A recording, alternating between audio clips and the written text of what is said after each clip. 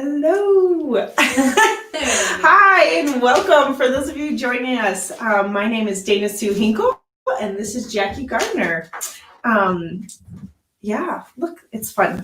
We're seeing people log on as we do this. So this is totally new for us. We do not get in front of computers very often. We're better behind a desk. But my name is Dana Sue Hinkle. My husband Adam and I founded Creative QT. And we have 5 kids. So we are typically a homeschool family.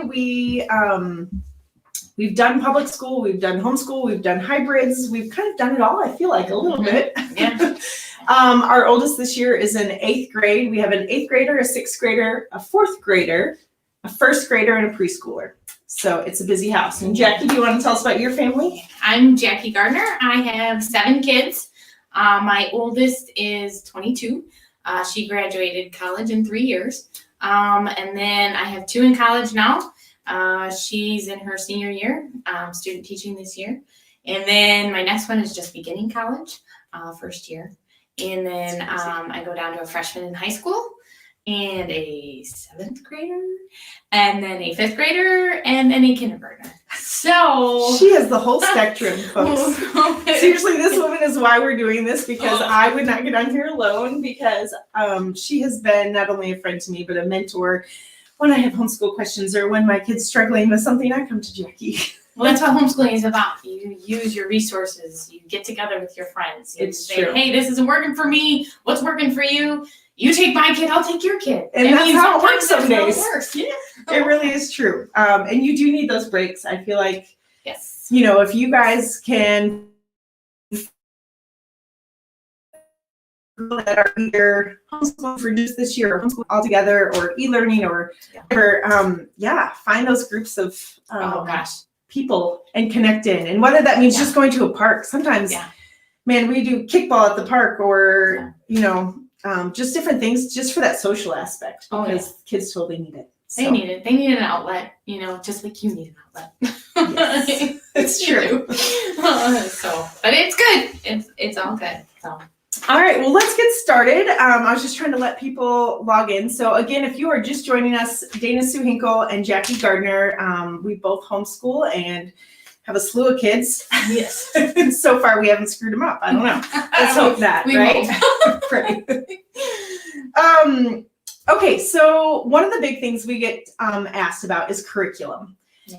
I feel like this is a little bit of a hot button topic because everybody definitely has their opinions on curriculum. So it's really hard for me to stand up here and say, these are the curriculums you need to buy, because everybody has their own opinion. And I know you and I, we use some of the same stuff. Yes. Yeah. I know Abeka for us, we use a lot of Abeka and a lot of Bob Jones University, which is BJU Press.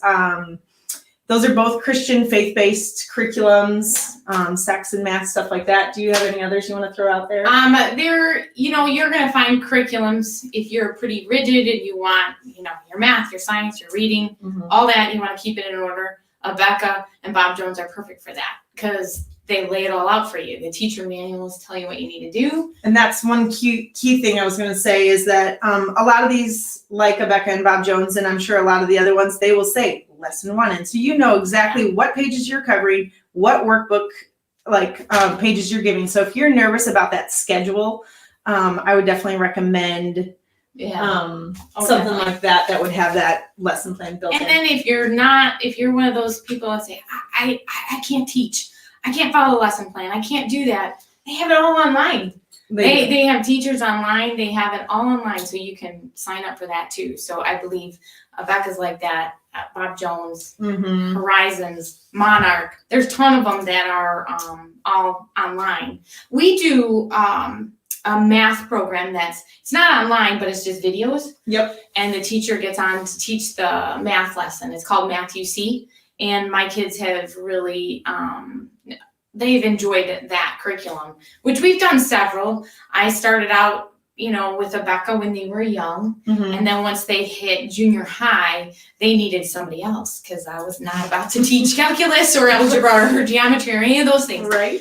But they have a great teacher online who can help them and encourage them and show them what to do. So yeah, Math UC. is a great math curriculum, especially if they're struggling. I think math is a big one that I find people say, "Oh, my kid doesn't know math, or they're not getting it, or the concepts," and so then you do need extra. You find maybe a friend who's good at math, or another fellow homeschooler. I was going to say, I think I have personally sent 2 of my kids over. We've had a couple struggling readers, and Jackie has tutored them, and because that is her strong suit. Yeah. She has a background in that, and so we kind of just trade off. I'm helping my neighbor with her kids with math because math is not her strong suit. So you kind of just have to give and take. Right. And it's really more about a community aspect, I would say, than anything else. You're not just homeschooling your kids by yourself. Yeah. And so I think that's key. One of the things I did want to mention, we talked about the videos.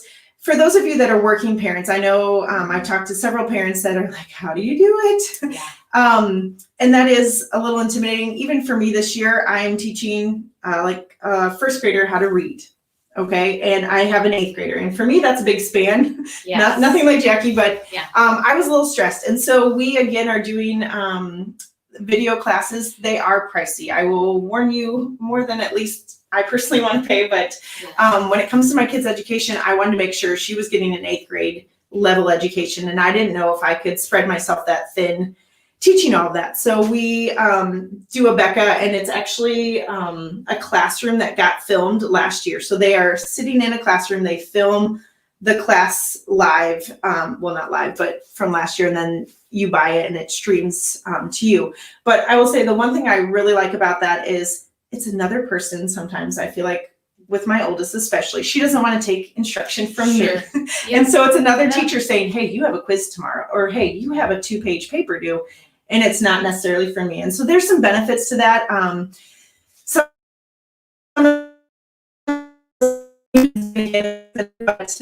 it just depends on where your comfort level is. And if you're a working mom or dad, that might be a good solution for you.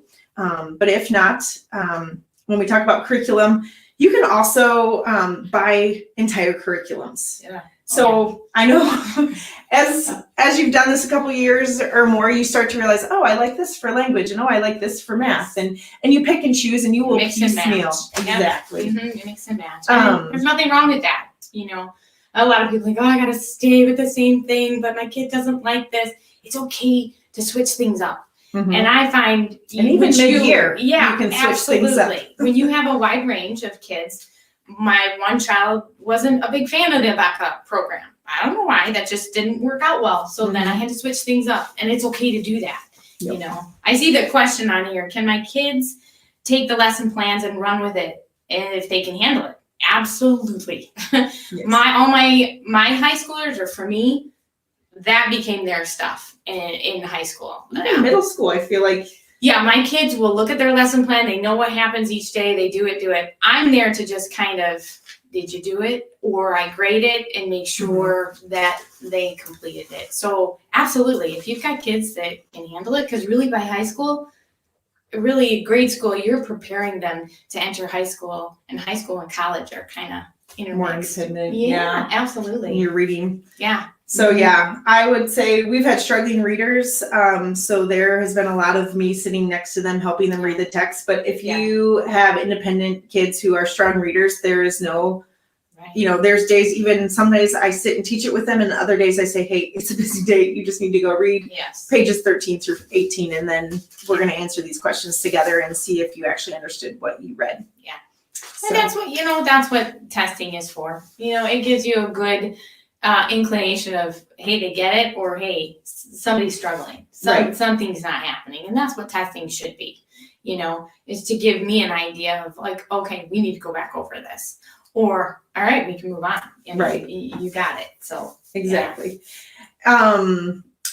When you talked about curriculums, we were talking that you can buy an entire curriculum. And that is one thing for anybody that's just doing homeschooling for maybe just this crazy one year of COVID. Yeah. I would probably recommend, only because if you buy the parent kit and the student kit, you have it all. You're going to have the lesson plans, the answer keys, the textbooks, all the questions. You do not have to try and figure out like, oh, okay, what do I need here? It's all there for you. And then if you continue on with homeschooling, or you've done this before, then you can kind of, sub out like we were talking about, because there are every kid is different. And like I said, yeah, we had to switch out spelling curriculums halfway through the year because the one, it just wasn't working. So Yeah. you just have to, I think, give yourself a little grace. Know that you're not going to screw your kid up. You need to pour into them. I will say it's probably something that you and I don't take lightly. I know we plan our days that nothing happens at least before noon or 1 on any given school day. It's not like, oh, I'm going to run to the store and I'm going to have friends over. No, it's like, this is school time because it's consistent. For us, I think especially with younger kids, I think the more consistent you are in the beginning helps them later on. It just teaches them we have a routine. And some kids feel very safe that way. I think they all are looking for that in some way, shape, or form. And so they may not want to admit that. Exactly. Right. But they do need that consistency. If they know, okay, this is what I do every day, they usually get into that and eventually will be accustomed. Don't tell me there are going to be days where you struggle. Because even as adults, we have those days, we struggle. So, but the more consistent you are, I think the easier it does become for them. And I feel like you start out more rigid because you can always lighten up. You can always, but it's hard to go back the other way. So I will warn you. Yeah. And when you said schedule, I was going to mention that schedule is huge in my mind. We still, kids wake up at 7. We start school promptly at 8, and they need to have teeth brushed, breakfast, made their beds. Yeah. I would really, really recommend no pajamas. I mean, yes, we have special occasions around Christmas. We'll do like things like we do have occasional pajama days but by and large, I just say like, when I get all ready for the day and I actually do my hair and my makeup, I feel better about myself and I know what I'm going to put out. It's better. Mm-hmm. And I feel like kids are probably in the same boat. If they come in their pajamas, you're going to get this attitude of like slump. So just establishing that routine early is huge. And so, and a lot of that's on the parent. Like if you kind of keep being like, 9, 9:30, 10, that also pushes your day a lot longer. Well, it's like bedtime, right? I feel like, 5 more minutes. Yes. 5 more minutes. And it's not 5 more minutes. It's true. Just not. Or we're going to leave in 5 minutes. We never leave your house too, in 5 minutes. Yeah. Yeah. So the more structure you give them, I think the better it will help them later on, when they get older. Because by the time mine were, junior high school, it wasn't an issue about what you're going to do today, Yep. So. Well, yeah. And they know what's expected and. Yeah. Right. It has to happen. So it's good. Yeah. All right. Let's see. What else? I'm just trying to think what other stuff we want to talk about before moving on. I have the question, how do you manage a multitude of kids at different ages learning things all at the same time? Yeah. Well, I was not, there are definitely curriculums that you can get that covers multiple ages. So like, we're all going to do history together or science or things like that. And that never worked at my house, for me anyway. I had 7 kids, 7 different curriculums. And that's okay. That's okay for me. But there are some great curriculums out there that can, we can all read this book together and talk about it and discuss it. And that's fine, especially when they're younger. But I felt like at a certain point, they did kind of veer off and branch and each had their own needs as far as how they were learning and what they needed to learn. Yep. So I established it early. This was their routine. I got them to be a little bit more independent, each year the older they got, so they could handle all the different multiple curriculums. So I'm not teaching history to a 5th grader, then history to a 3rd grader, then history to, an 8th grader. And some of that probably comes into play that they can read their own. Yes. The older they get. Yes. And so the more independent they become with their reading and their math and their homework, the more you can say, this is your curriculum, Which I think they're going to totally have a leg up on all those kids in high school and college because. That's what you do in college. I mean, that's what college is. So like they say, here's the syllabus. Have a good time. Not that they don't go to class, but right. There are some teaching, and especially the first 2 years of college anyway. It's just repetitive at school. So. Hey, once again, if you're just joining us, this is Jackie Gardner and Dana Sue Hinkle. I am co-founder with my husband of Creative QT, and we are just homeschool parents that are trying to do it. Trying to make it, and it does work. I mean, I have 3 in college now. I remember when I first started homeschooling, I went to school to become a teacher and thought, I want to be in that classroom, I want to do this. And I worked for a woman who had a school out of her home. And I got to see some of the homeschool curriculums through that. And that was very interesting, the content, what's included in it, and just how she ran things. And we taught kids how to read at a young age. And I saw that and thought, wow, this is pretty interesting. Mm-hmm. But I still like school. And most of you are like, what about the social aspect? My kid's not going to be social. I'm glad you brought that up. It's so not true. Your kids are so active. Every kid that I have met that's been homeschooled is just as social as the child that goes to school. So I just don't think that, that's an issue at all. I mean, we find ways, like you said, like we'll meet together with other homeschooling parents. They have siblings and they have to wait their turn. So true. There's just those little aspects you think, oh my goodness. I mean, obviously if your child's focused on the screen and in the book all day long, then okay, as a parent, I have to say, okay, I need to push you out into the world a little bit and get going. I mean, we don't keep our kids at home to keep them away from the world. Right. We're teaching them how to deal with what's in the world. And I think that kind of gets a little messed up sometimes in the thought of what homeschooling is. Yeah, I would totally agree. I was thinking for us, like our belief system is a big part of us. And so I was finding that our kids, when they were in public school, weekend we did homework when they got home, and then I realized the only Bible teaching they were getting was on Sunday morning at Sunday school. And that was partly on me because we could have probably made time for it. But that's what I like too, is that you have a little say over your curriculum. So you have say over what is being fed to your kids. Yeah. We had kids actually this last year in public school, and it was a great experience. Fantastic.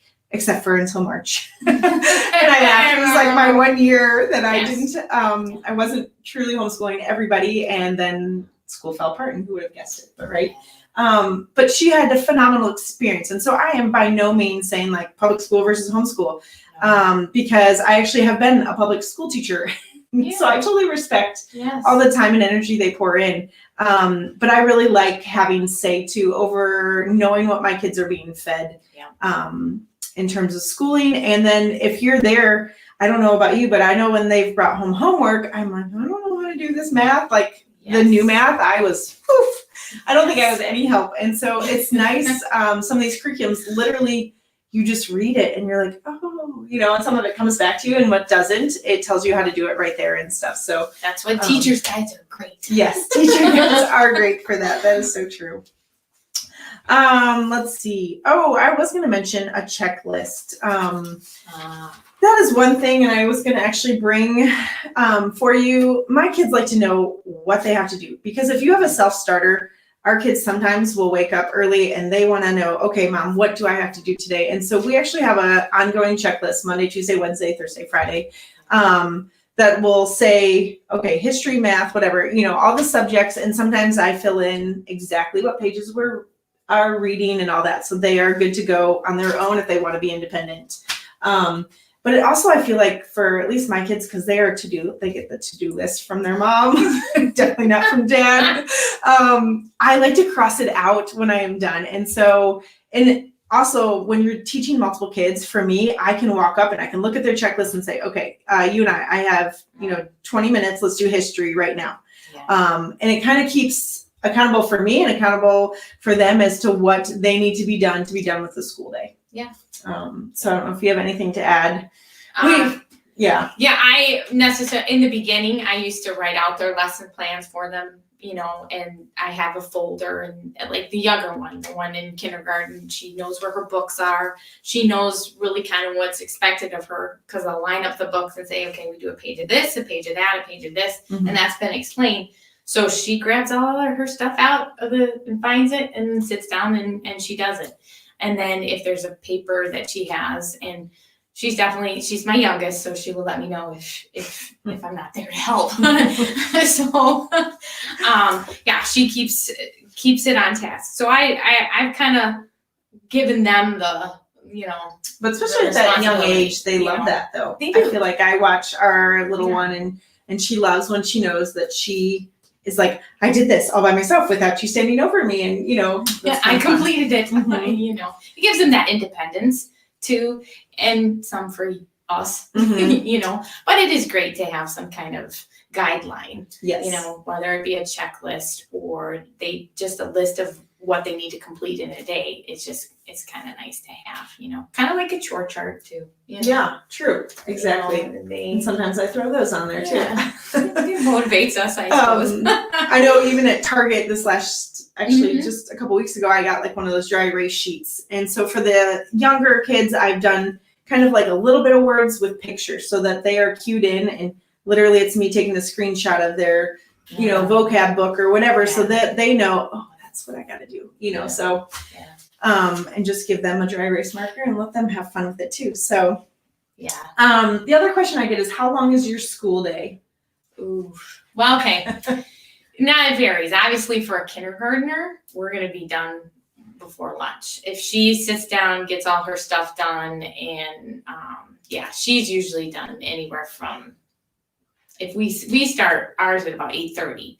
So she's usually done probably around 11 or even 10:30. I mean, they're motivated to get done if I let them play this or Right. So And for that little, it's nice to have breaks Yes. and puzzles and Yes. stuff But like that. my high schooler, he'll probably be done, I would say about 2, 2 or 3. Depends on what is in his day and what, his curriculum entails. Mm-hmm. So if that kind of gives you an idea, he's very disciplined at that. He's up, gets dressed, eats breakfast, does what he needs to do, and then he's working. Yep. And he'll break for lunch, or whatever, and then he's done probably around 2:30. But now, that's just how we do it. But when you're homeschooled, you have the option to say, hey, you can kind of tell when kids are getting a little tired or antsy, like, go run outside, do a couple laps around the house, maybe a couple sit-ups or push-ups. I don't know, just something to get them. Yeah, we actually have a scheduled 10 o'clock break. And my kids will work and work and work because they know that 10 o'clock break is coming. I give them just 10 minutes to go run in the yard. I have a snack for them when they come back. And usually we actually do a chapter of a read aloud because it's just something nice to kind of do while they're eating a snack. And but it's just a little 20-minute refuel and then we're back at it. So it's kind of nice. Yeah. Oh, definitely. But I would say for us, at least for me, because I still have meals to make and I still have laundry to fold and I still have all those lovely mom tasks. I primarily, and now obviously every day is different. We have had days that go till 6 and 7 o'clock at night when you have one of those just obstinate kids. But typically that's not the norm. Typically it's just, I start at 8 and I say I finish right at lunch. And if you need teaching in that time, that is where you get me. And of course I'm going to be available, but there needs to be a difference in the roles of you as a teacher and you as a mom, or you as a teacher and you as a dad or grandma or whatever role you're playing. There definitely just needs to be that break. And so even before we went live this morning, I was giving 2 spelling tests. And I have a 4th grader who I know when he was in public school, we would constantly practice those spelling words. And that's where I probably failed in this first week of school here already is I didn't switch on to mom mode. I didn't, start like, hey, we got to practice and come up with fun ways to practice them, and I watched the spelling test this morning and I'm like, oh yeah, mom didn't turn on mom roll. And so they're going to have homework. I just say, hey, even if, you have schoolwork after noon, after lunch, that's fine. But I try and get all of my stuff done 8 to noon. And obviously I'm available, but in terms of actually sitting down and trying to teach a lesson, just so I have sanity. Sure. And I have a little one and, I think it's important to engage, with them. And sometimes I feel like I'm just putting him in the corner with Duplos. So sure. And that's the thing you have to remember. You are still at home.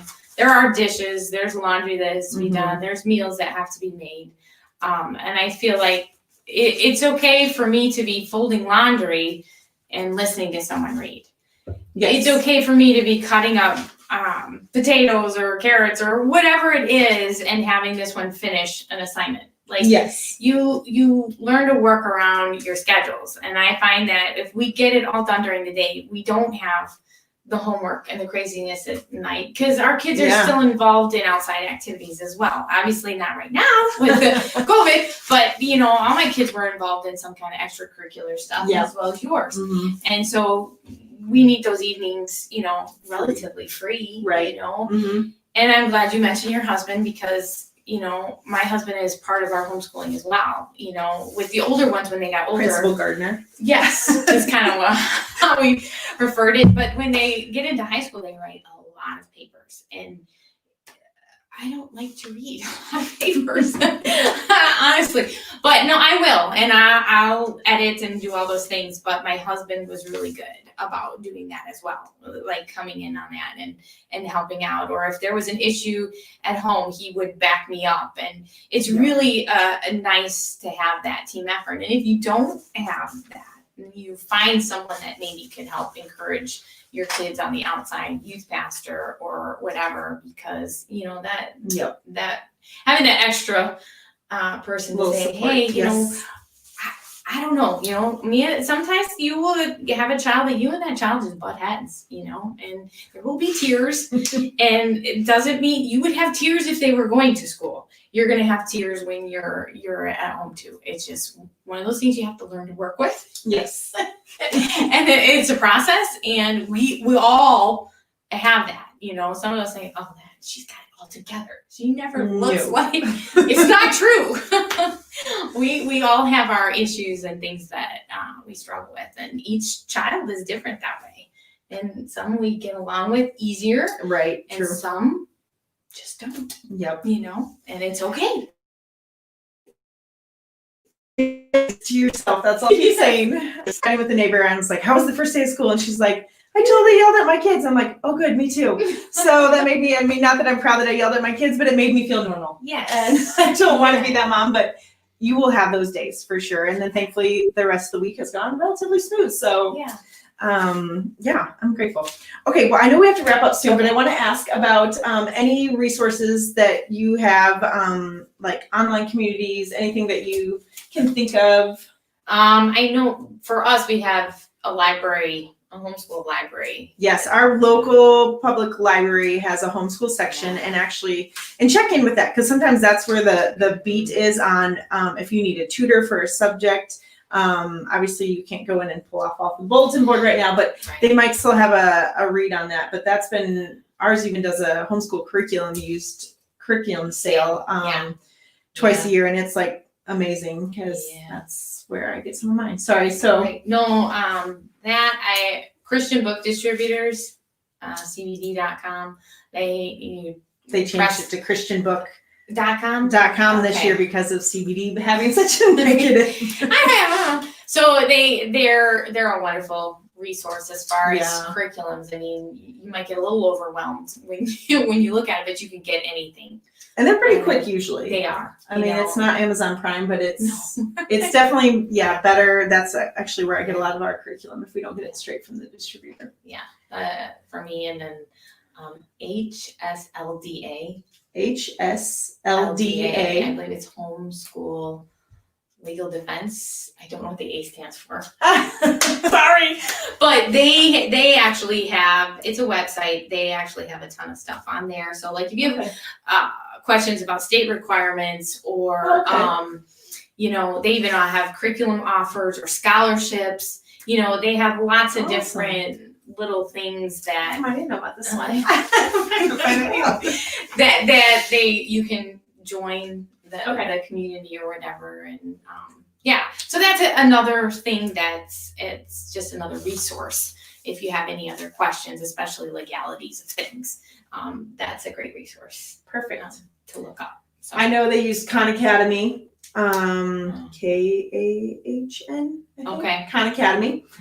This last year we used it a lot with e-learning, but it seems like it's like they believe all education should be free. And so it's like if you're struggling with one of those math concepts, you can go on there and watch a video, or your kid can watch a video. That's and it's nice. Kind of helpful there. Another one art hub for kids. It is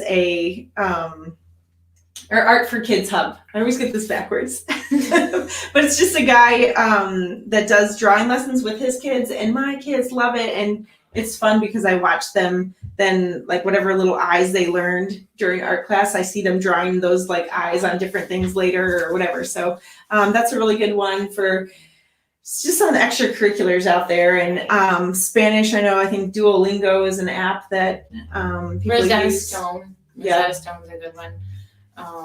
That's been helpful. But then again, I've had 7 kids and have used 3 different Spanish programs There you go. because each one is different in their learning style and Yeah. what they like. And the first couple use Rosetta Stone, then I have another one use Abeka. And so Yeah. we've had a few different ones. So And for those of you, if you are trying to get grouped together, I know I've already seen little talks of stuff on Facebook and in different friend groups of people trying to get together for like a baseball game or like an ice cream social just to get our kids socialized. Our local gym here in town, it's a gymnastics gym, but they actually have a PE homeschool hour. that's nice. That you can sign up and do a PE class with them once a week. And so there's probably hopefully stuff like that in your area if you're worried about getting your kids out and active, especially for us here in the Midwest in those winter months. Yes, that we they so make dread. for long months. But yeah, and same with the music, the piano lessons, and there's even Yes. curriculums for violin, piano. I mean, I have not gone that route. Maybe piano, but not any Yeah, I was other gonna say, I know instrument. you do piano. Yeah, but yeah, even the recorder, if you can handle that. But they do offer music lessons too. So. Yes, that's true. Hilarious. All right. Well, I think we're probably about out of time, but I just want to let you guys know if you have other questions or things we didn't cover, info@creativeqt.com, info@creativeqt.net. My bad. Info@creativeqt.net. Yes. So feel free to email us, ask us any questions. I don't know if we'll have any good answers, but We can try. we've done, we've kind of done a little bit of that and a little bit of that. So yeah, if you guys have anything, let us know, but just want to encourage you that you can do this. It is a time commitment. Yeah. And, But it's investment in your kids. and your kids. And so what if it's better for a way? year, or maybe you'll like it and do it for the rest of their career. Some of us didn't think we'd do that, but we are. So you can do it. So we can do it. So can you. Yes. All right. Thanks so much. Have a great rest of your day.